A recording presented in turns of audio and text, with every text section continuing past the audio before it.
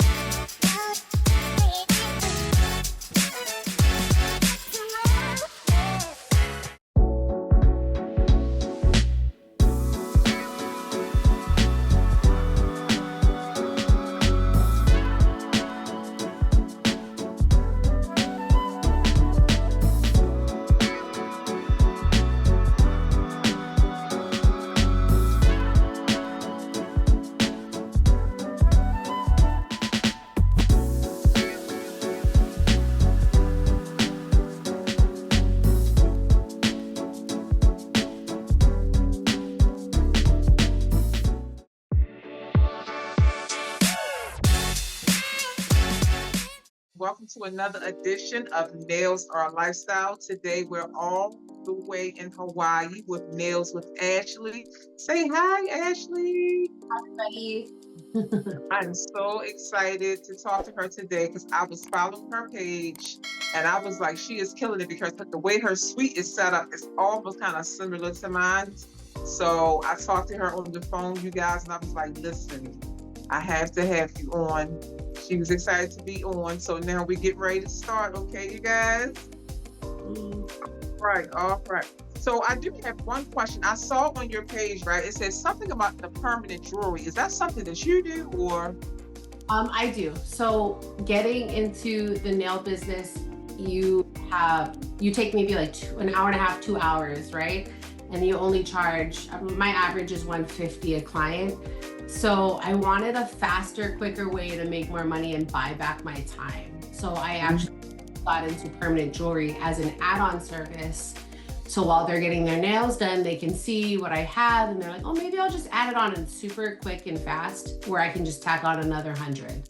So were you already doing that? That's something you started after. Yeah. Wow. And where did you learn that from?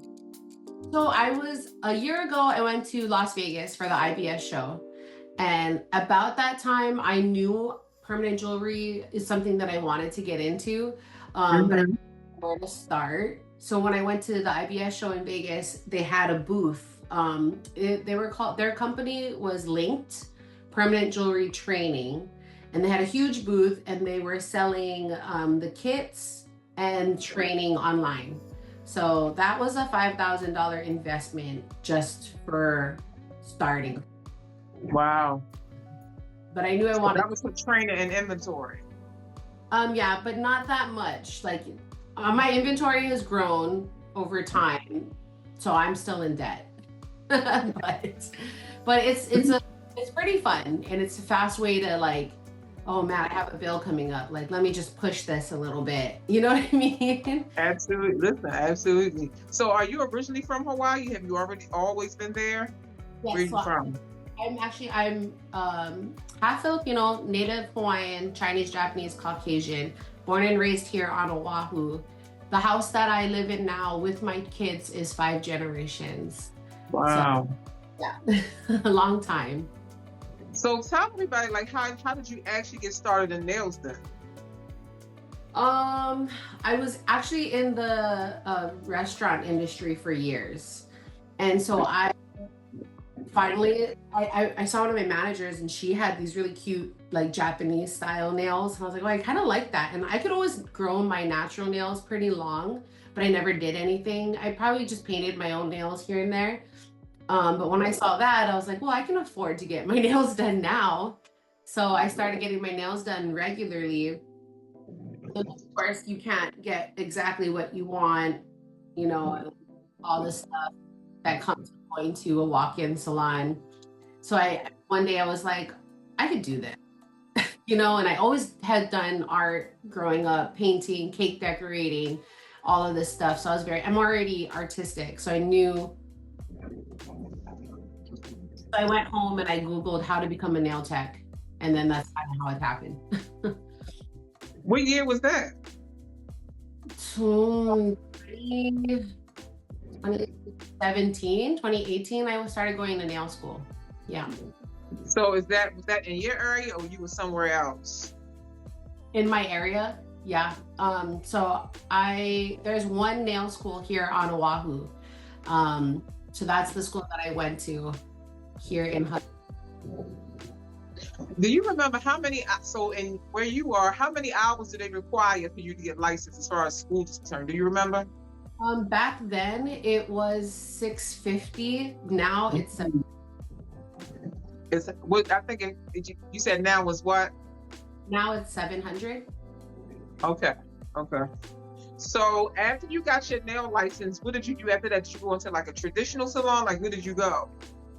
So while I was in school, towards the end, I started working at a nail salon. I hated the restaurant. I was over it. And I was just like, I just want to get my foot in the door somewhere. So I went to a local nail salon that just opened. So they're really new. And I asked if I could just be a receptionist, because technically you can't work on clients until you're licensed. So that was happening, and I was trying to just work there to pay off school and finish school off. But I got pregnant during the end of my school. And so I had to just finish up. I had a baby, and then I got my license in 2020. So I had to wait a little bit because I was having the baby. Then I had to go take the test and go through the whole process. So I didn't really start. I had to quit the salon because was having the baby. So then I just became a stay-at-home mom. So I wasn't working for a couple years. So were you practicing like on your friends, like before you became licensed on that time off to get your skills and experience up? I was just doing my own nails. I maybe practiced on a few people, but acrylic is hard to do in your house with a kid. So I didn't do it as it was just only whenever I had the time. Can you hear me? It's like a real bad thunderstorm that just started over here. It's kind of like it's hail coming to the window. Can you hear me though? I can hear you. Yeah. Okay. All right. Okay. And so it's sunny here, right? When you were working so have you ever worked at a traditional nail salon doing nail stuff? So while I was in school, owner of the salon asked me to work for them under the table. He knew I didn't have my license, and I was super wary about it. And when you're in school, you're very much like follow the rules, right? Mm-hmm. Scared, but I had to make more money. We're about to have a baby, and I was, okay. So I was working under the table. I mostly did pedicures, and that's it. I didn't do any manicures. I was too nervous. So I did work in the salon for a hot second while that was happening. Yeah. So pretty much you just felt like when you was working in the salon, it was just you just gained experience with pedicure, because it definitely said you mastered your craft. So I guess that came with something else, like working or just going to extra classes. Oh, you mean like today? Like how did I get? So actually, while I took some years off because I was having babies. So I have 3 kids. Okay. So I didn't start my actual business until 2020. I just looked at my paperwork. August 22nd, 2023 was when I opened my salon or my business. And then I opened a salon in August in the town next to me. And that's when I honed in and started with my craft. So I was really not doing nails regularly at all. I've been doing nails now for a year and a half, and that's how long it took me to get from like beginner to where I am now. I really just Okay. dove into it this past year and a half. So how many nail classes have you been to outside of the States? um, let's see. So I took one nail class here at our school.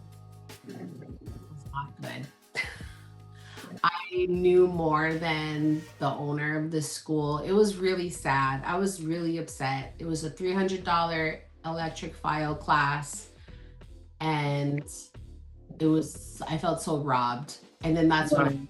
realized that I have to go somewhere else. Like I have to look outside. So I tried to take online classes, but I'm very hands-on, so that's hard for me. Um, the only like certification class I took was the Opry, the Gel X certification. Mhm. And when I went to Vegas, I did like seminars. But honestly, I am self-taught. A lot of it was Erica's on YouTube, and just a lot of YouTube and trial and error practicing on myself and then practicing on friends. Um, but yeah, I have a couple certifications, but never like a hands-on in-person class. Okay. Okay. Mhm. So so I know you said Osprey, but what else like do you specialize in? Is that your specialty Osprey, or is it acrylics, gel manicures? For what I specialize in dry manicures and dry pedicures. I'm a gel only nail tech, so I do the Opry Gel X, and I do structured manicures. So a lot of, yeah, just only gel. I don't do anything else other than that. But I do pride myself in my dry manicure and dry pedicure work. So are you the only one on that island that's doing this pedicure? No, there are a couple nail techs who do dry pedicures. There used to be a dry mani pedi spot down the street from me, and I made good friends with the owner, and she closed down her salon. So a lot of her people started coming to me. But it's rare to find dry. It's really hard to find dry pedicure and dry manicure here. Yeah, I also offer that service, and actually, I drive an hour away from my house just to get the service. It's the best. It's so hard to go back to the wet ones after you get a dry pedicure service. To me, it's too hard. Yeah, yeah. So I do it on myself. What I'm trying to do now is I try to do the dry pedicure, and then I'm trying to implement the water after everything is done. So I've done that in the past, but since I got a different type of pedicure chair, I'm still trying to figure out how can I bring my beautiful copper bowl back out, because I was like an expensive copper bowl. And people do like being pampered. So if I can figure out how to marry the two, I think that would be a fun service. We'll talk about it afterwards. I'll tell you what I do at home. Okay. Okay. So, do you think that you would ever want to move to the States and do nails, or you just love it over there? What do you feel? We probably never would. Hawaii is Okay. where we live, this is our home, this is where all our family is. We are so different from the mainland. I couldn't imagine raising my kids anywhere else. It's Uh, probably more chill and laid back over there, right? it is. That's why it's really hard here. I guess I'm trying to get into the education part and share what I know. But people here, I feel like they don't want to pay, or it can be a slower pace. It is slower. Mm. Yeah. So it's hard. So, do you think it's just what they value is different as far as Well, Hawaii already is so expensive to live here. So everything is expensive. The cost of living, the groceries, everything. And so having to pay more, you know, it's hard. It's a hard pill to swallow for anything when you think, oh, I could just figure it out on my own. So I understand, because I'm like that. Sometimes I'm like, oh, I could just do that myself. I could just figure it out. So I think, but then your journey is longer. For me, I feel like I'm a forever student, so I always want to learn the next best thing or who's doing Me too. what, like, well, maybe their way is better, or maybe their way is better and it'll work for me. But some people like to just figure it out on their own, and they don't want to invest. I think, so it's kind of hard. And because it's expensive, especially for what I want to charge, because nobody else is offering it, you know? So I'm learning that maybe I need to like pull it back and start small. So that's what I'm trying to figure out right now is the educational part. So probably I would think because I've been doing nails for 21 years, and to me it definitely depends on your end goal, and your end goal can change from every 2 years, every 3 years. And I felt like I was always that person that was advanced because even back in 2010, another friend of mine, like we had to get on airplanes again because there wasn't even social media teaching you how to do anything. So we had to go in person to learn. But I was just so eager to be the best and to offer the best service always. And that's why I've always been able to write my own ticket. I've never had a problem getting clients. I know that my prices are higher than anyone in the area all the time, but I'm always investing in myself and I don't ever apologize for it. Yeah. I'm the same. I'm the same Yeah, way. yeah. And sometimes a lot of times people will look at your clients or they'll say to my clients, like, where you get your nails done? Well, how much does that cost? And they may not can't see exactly what it is, but once you come and experience, you can see what the difference is because you don't know until you find out. That's really what that is. You don't know what you're getting may be wrong or incorrect until you get what's right, and then you are looking at it through a whole different lens. Yeah. I feel like that's what happens with the client. So I saw online, are you currently mentoring any nail techs right now? I have some people who were interested, not right now. I have another person who wants to do an apprenticeship. And so I just got a couple months ago, I got my in-home studio beauty shop license so I can start doing an apprenticeship with her as soon as we get the paperwork going. Yeah. So mentorship with you as far as nails, so what does that mean for you? Like, what does that mean? Just the help. Okay, so I guess apprenticeship versus mentorship is different, right? Um, Yeah, for me, what I want to offer as a mentor is, I guess, just that support, like how can I help you get clientele, or what are you looking for in clientele, and how I was able to open a small nail studio with zero clientele, 9 months pregnant, and, and then be booked out in 2, 3 months, you know? So just like sharing my knowledge that I've learned along the way and what worked for me may not work for you, but I love helping people figure things out. And it doesn't even have to just be nails. It could be like any business, which is fun because people will come to me with their business and I'm having trouble with this. I'm really good at thinking outside the box for people, Mhm. and I love to share that. So that's what I envision like mentoring would be like, you know, trying to figure So, out what's best for their business and what will work for them. so do you think that you would ever, because I know that you love your space, I can tell. Do you think that you would ever open up like a salon, a big salon, or go into one? What do you think? So that's like, at first it was no, hard no. I don't want to be in charge of employees, but now getting into it more and seeing how much people need more nail techs, that's why I wanted to start mentoring, but then creating a space where they can find these amazing nail techs.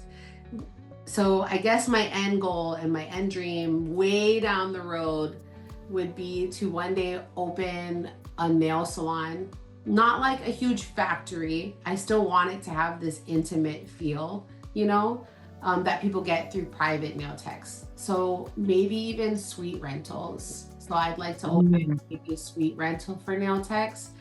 Um, Also, a part of that goal and dream was to have a section for mentorship, like a finishing school, where we can all learn and do more demos and learn all the different techniques.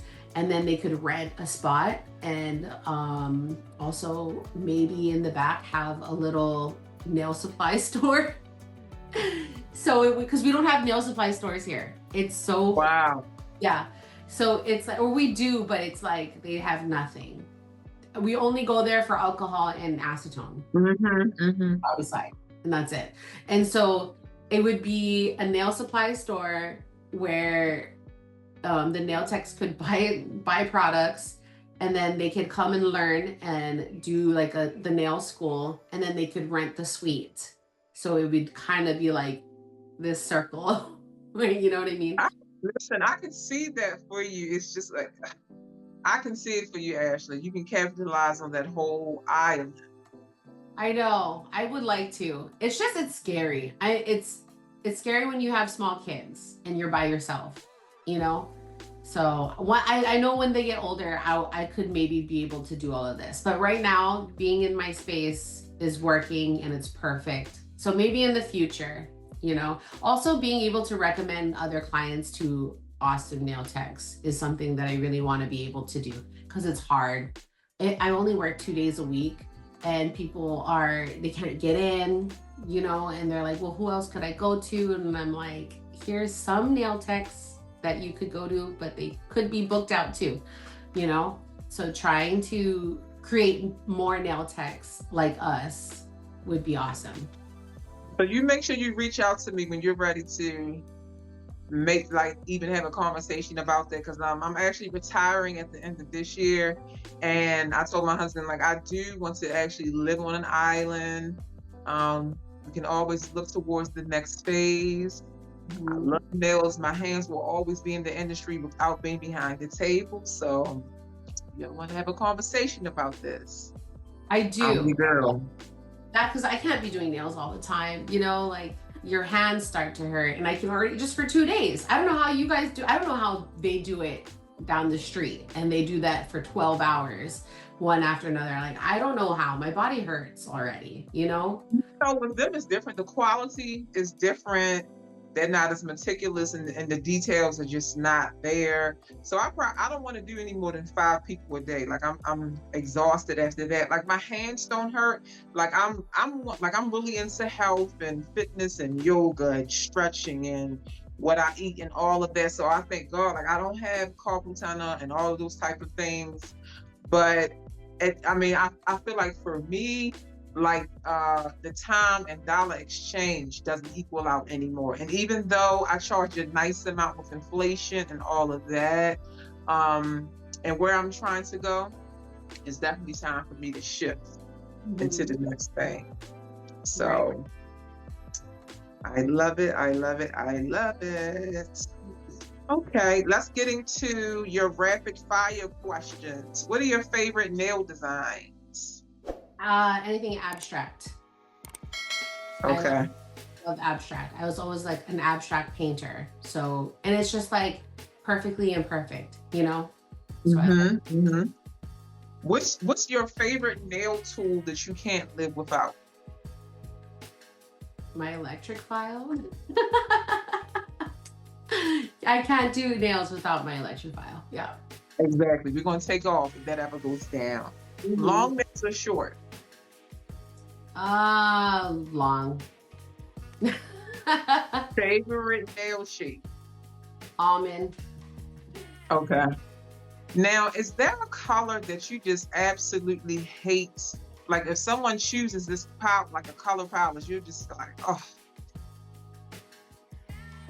I don't know. Gray. Really? I don't know. I don't like gray. I think maybe because skin tones out here are different. It don't look nice. I don't know. No, I have blue grays and those are cute, but like gray. Like, are you just one color, you mean? Well, you know, I don't even, and it's so crazy because I don't like baby blue. It just seems clammy and just babyish. So I won't even buy it. So I'm not going to even like, so just like you said, I might have gray, but you might be using it for a design, but I will never polish anybody's whole nail baby blue. I'm not going to do it. I've seen that. Maybe it depends on their skin tone because I have like lighter people, like Japanese, and it looks cute. Nah, I don't know. I don't ever paint anyone's one color. Rarely like gray or blue. Everyone likes like red or like a, like a pink, like a baby pink or something. So yeah. But so say like you have the clients, and I already know who can wear red and who can't. Like some people's personality can't even pull red off. What do you think about that? Do you believe that's true or not? No, because I think there's different shades of red for everyone. Like Okay. I think red, like I love red because it's like super classy and bossy, But so like during the summer, I'll do more of a like Cajun red, which is fun. Hmm. But during the winter, I'll go down and do like a deeper red. So I feel like there's different shades of red for everyone. Yeah. Your personalities can scream red. I just know some people I have some people's personality. If they put red on, their energy automatically goes down, and not because of the color, like it makes them feel older. Like I just know who can wear red or not. Like your energy can wear red. I'm a red girl. Like red people that wear red are a little bit more spicy. Think out the box. They don't really care what anybody thinks. They just got a little oomph to them. To me, Like skinny, quiet Japanese girls but they don't have long nails. They keep it no, short. So like yeah. short red nails can be cutesy, where you're still timid but you're still cutesy. Does that make sense? Yes, because it's still a statement. That's just like red nails and red lips. Like those people, those are the quiet storms. Like those are the little statement people. Yeah. I get it. I get it. So as we come to an end, is there anything that you want to say to the guests that I might have forgotten? And also, I want you to give some advice to us to aspiring nail techs that you cannot say, keep going and don't give up. You can't say that. Um, let's see. Just advice would be, yeah, never stop learning. You can always learn something new. There's always something more to know out there. Whether it's nails or business. So I think if you've mastered your craft in nails, then start taking some classes in business or start networking with people. I think that is awesome. Like even if you've built your empire, keep networking. I think is super important. Yeah. Okay. I'm always doing networking. I'm going to events and introducing people. Even if I'm just a nail tech, I want to do the next thing. Like I want to do a celebrity's nails. You know what I mean? So I think there's always another level to it in the industry. So have you done any celebrities yet? I have done a couple. I've Wayne Brady's ex-wife's nails in the very beginning of my nail journey, which was like bad. I was still baby new and I was so nervous, and so that was bad. But after that, I've learned, and I really beat myself up, but I like learned and kept doing better. And then I've gotten to do a couple local celebrities where like news anchors. But my biggest would have to be Ali'i Carvalho, the voice of Moana. Okay. Yeah, so her PR people reached out to me one morning, and then I was like, this is a scam. This is not real. Because they asked me to come out to her hotel, and I told my husband, okay, you have to come with me, but wear all black so you look like you're like working with me because you're helping me carry stuff. But I didn't want to go out there by myself because I thought this was like a scam still. So we went out to the hotel and she was real. I think because one time they were calling me to do Rihanna's nails when she was here at the concert, right? And so I'm thinking that it's just this was before COVID, because COVID has birthed a whole lot of nail techs. So now nail techs are everywhere now. But at the time Rihanna was here, so somebody called me, and I'm just like, well, just give her my number and just tell her to call me, because the time was a client. I just thought that they were just saying if somebody called Rihanna. And so they called me back 30 minutes later. It's like, okay, well, what are you going to do? Like, she has to get ready to perform and this evening. I was just like, who are we talking about again? And so it didn't even I didn't even comprehend what they were saying. It took a minute for me to comprehend what they said, but after that, the calls actually just started coming. Like, it just actually just started coming in. A couple years ago, I did get a chance to do Janet Jackson's nails when she was here. Down for Bruce Springsteen and his crew. I thought before that's something that I wanted to do, but just like be a celebrity nail tech. No. It's hard. You got to pack all your stuff and then you got to go down there. And that's a hard travel nail tech is different. Yes, yes, yes. Yeah. So she was doing the, what is it called? The premiere for Moana 2. So I did her nails for that, for the Hawaii premiere. And then I was like, cool, that was a cool experience. Don't have to do that again. And then she called me Mhm. hey, and she's like, can you come back and redo my set? Because I want a different set for London. I'm like, okay, one more time. But it was cool because I would charge her my regular prices, but she was very generous. And I was like, wow, you can make this much? But yeah, I don't know. She's supposed to be back in May for a wedding, but I don't know if she'll hit me up, but that was fun. It's cool. I would rather them come to me because I have everything. So travel nail tech is hard. Yeah. I think the best way to do that, if somebody takes you on tour and you're just with them and you have time to recuperate, you have everything there. But that last minute phone call is very taxing on your body and mentally. It's a lot. I don't like it. Yeah, because you don't know if you're gonna have what they want, or like I don't have that, and you have to pivot, or you forget something. It's hard. It's scary. Yeah, yeah. Okay. Oh, you know what, Ashley? I think I was getting ready to ask you one more thing. No, maybe I already asked you. Okay. Well, All actually, right, Miss Ashley, this has been great. Okay. Guys, I hope you enjoyed this interview with Nails with Ashley.